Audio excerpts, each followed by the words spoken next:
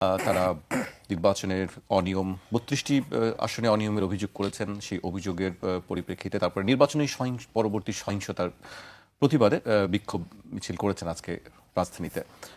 আমি সেই বিষয়ে আলোচনা যাবার আগে রাশেদ খানের কাছে একটি বিষয়ে উল্লেখ করতে চাই। আপনি যেহেতু বিএনপি থেকে নির্বাচিত করেছেন, বিএনপির বিদ্রোহী প্রার্থী ছিল ৭৮টি আসনে, এর মধ্যে ২১টি আসনে জিতেছেন জামায়াত ইসলামীর নেতৃত্বাধীন ১১ দলীয় নির্বাচনী ঐক্যের প্রার্থীরা। আর বিএনপির বিদ্রোহী প্রার্থীরা জয়ী হয়েছেন ৭টি আসনে। সব মিলিয়ে ২৮টি আসনে জয় পরাজয়ে প্রভাব রেখেছেন বিএনপির বিদ্রোহী প্রার্থীরা। বিএনপির বিদ্রোহী প্রার্থীর কারণেই কি আসলে জামায়াতের এই আসন সংখ্যা বেড়েছে? কি মনে করেন আপনি, রাশেদ খান? ধন্যবাদ, সবাইকে শুভেচ্ছা।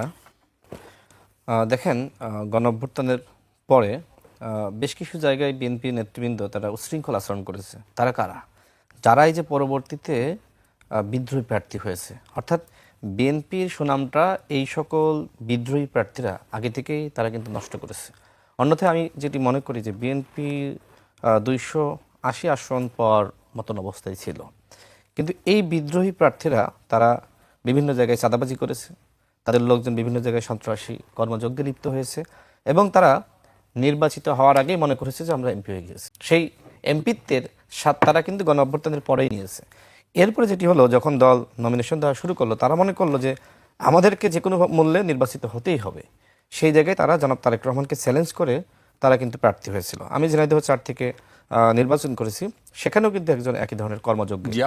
যিনি জয়ী হয়েছেন তিনি ১,০৫,০০০, দ্বিতীয় যিনি ছিলেন তিনি ৭৭,০০০, আপনি ৫৬,০০০। দুটি ভোট ভাগ হয়ে গেছে অনেক। আমি সেটাই বলছি, যিনি বিএনপি থেকে বহিষ্কৃত তিনি এবং আমি যদি আপনি কাউন্ট করেন একসাথে, তাহলে দেখবেন ভোট কিন্তু আমরা বেশি পেয়েছি। এবং এই যে সমন্বয়হীনতা, যে কারণে কিন্তু অনেকে এক ধরনের বিরক্ত হয়ে জামাত ইসলামকে ভোট দিয়ে দিয়েছে। এবং সবথেকে বড় ঘটনা ঘটেছে যেটি আপনি বললেন যে ৭৮টি আসনে সেখানে বিদ্রোহী প্রার্থী। এবং জামাত বা ১১ দলীয় জোট তারা কি করেছে, যেখানে যেখানে এই ধরনের বিদ্রোহী প্রার্থী আছে সেখানে তারা ইনভেস্টমেন্ট বেশি করেছে। সেটা আপনার বিভিন্ন তাদের ব্যবস্থাপনা বেশি জোরালো করা, আর্থিক ব্যবস্থাপনা আরও বেশি শক্তিশালী করা।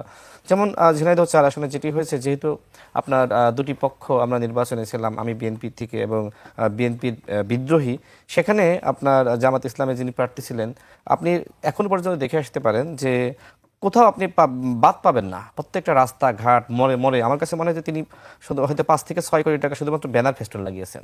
এবং ওই জান্নাতের টিকিটের কথা বলে না, তো অনেকে তো বলে, তো আমার কাছে মনে হয়েছে যে বাড়ি বাড়ি জান্নাতের টিকিটের নামে তারা অনেক বাড়িতে মহিলাদের কাছে বিশেষ করে জান্নাতের টিকিটের নামে মানে কাঁচা টাকা দিয়ে আসছে বা নোট দিয়ে আসছে। এ ধরনের ঘটনা ঘটেছে। অথচ তিনি যে পরিমাণ অর্থ তিনি আসলে খরচ করার কথা ছিল, হয়তো ২৫ থেকে আপনার ৩০ লাখ টাকা বা সর্বোচ্চ ৫০ লাখ টাকা কথার কথা, কিন্তু তিনি আপনার মানে আমার কাছে মনে হয় যে প্রায় ৫০ কোটি টাকা সেখানে ব্যয় করা হয়েছে। আপনি এলাকায় গিয়ে খোঁজ নিয়ে দেখেন, মানে শহরে মরে মরে। সেই অভিযোগগুলো কি করেছেন আপনাদের পক্ষ থেকে? এই অভিযোগগুলো আমি কোথায় করবো? এই অভিযোগগুলো করা যায় নির্বাচন কমিশনের কাছে? এমনকি দেখেন, নির্বাচনের আগের দিন রাতে, নির্বাচনের আগের দিন রাতে যেটি হয়েছে যে প্রত্যেকটা সেন্টারে জামাত ইসলামের ফেস্টুন মানে সর্বত্র লাগিয়ে দিয়েছে। মানে এমন একটা অবস্থা হয়েছে যে এই কেন্দ্র জামাতময়, জামাত ছাড়া আর কোনো কারোর আসলে ওই ফেস্টুন বা আপনার ব্যানার লাগানোর জায়গা রাখা হয়নি। আপনারটাও ছিল না? তার আগে গিয়ে সব দখল করে ফেলিয়েছে। মানে ওই যে জায়গাগুলোতে আসলে বিদ্রোহী প্রার্থী ছিল, সেখানে জামাত এই ধরনের মনোযোগটা বেশি দিয়েছে, অর্থ বেশি খরচ করেছে। এবং ওই যে জান্নাতের টিকিটের কথা যেটি বলা হয় না, তো জান্নাতের টিকিটের নামে আমাদের গ্রামগঞ্জের মহিলারা তো আসলে অতটা সচেতন না। তাদেরকে যদি আপনি ১,০০০ টাকা দিয়ে আসেন রাতের অন্ধকারে গিয়ে, বা আপনি ওয়েলফেয়ার মেকানিজম যেটা বলে না, ওই নামে যদি মানুষকে বলেন যে এই নাও তুমি তো কষ্টে আছো, ২,০০০ টাকা রাখো, এই ধরনের ঘটনা কিন্তু ঘটেছে। ফ্যামিলি কার্ড ঠিক মতো দিয়ে বলছেন? ফ্যামিলি কার্ডের ব্যাপার তো একটা দলের কমিটমেন্ট,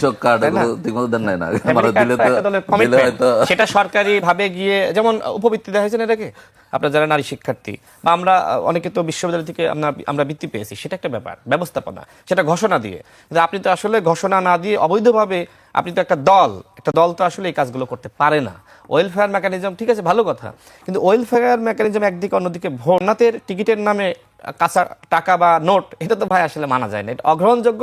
এবং এই ধরনের রাজনীতি আসলে বাংলাদেশে, ওই যে জামাত সবসময় সংস্কারের কথা বলে না, যে আমরা সংস্কার চাই, কি সংস্কার চাই? ফেস্টুনে আপনি পুরো শহর আপনি ভরে ফেলিয়েছেন, অন্যদের লাগানোর জায়গায় রাখেননি।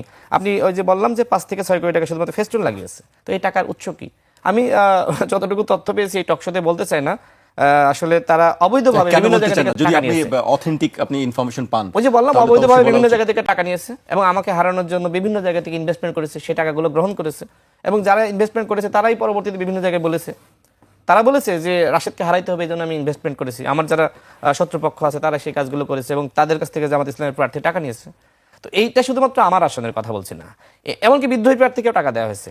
দেখেন মানে যার কাছ থেকে টাকা নিয়েছে একজন ব্যক্তি, একজন ব্যবসায়ী, তিনি ওই বিএনপির বিদ্রোহী প্রার্থীকে টাকা দিয়েছেন, অন্যদিকে জামাত ইসলামের প্রার্থীকে টাকা দিয়েছেন। মানে যেই জিতুক না কেন তার কোনো সমস্যা নাই, কথা হলো রাশেদকে হারাইতে হবে। এই ধরনের ঘটনা ঝিনাইদহ 4 আসনে ঘটেছে এবং এটা মানে তারা তো ইসলামিক রাজনীতি করে। আমি ইসলামিক রাজনীতিকে কখনোই আমি খারাপ বলি না, করতেই পারে, গণতান্ত্রিক রাষ্ট্রে করতেই পারে, কিন্তু একজন মানে কালো টাকা একজনের কাছ থেকে নিয়ে নির্বাচনে জেতা, জান্নাতের টিকিটের নামে বাড়ি বাড়ি গিয়ে কাঁচা টাকা বিতরণ করা, এইটা তো ভাই আসলে কোনো গ্রহণযোগ্য রাজনীতি, সংস্কারের রাজনীতি হতে পারে না।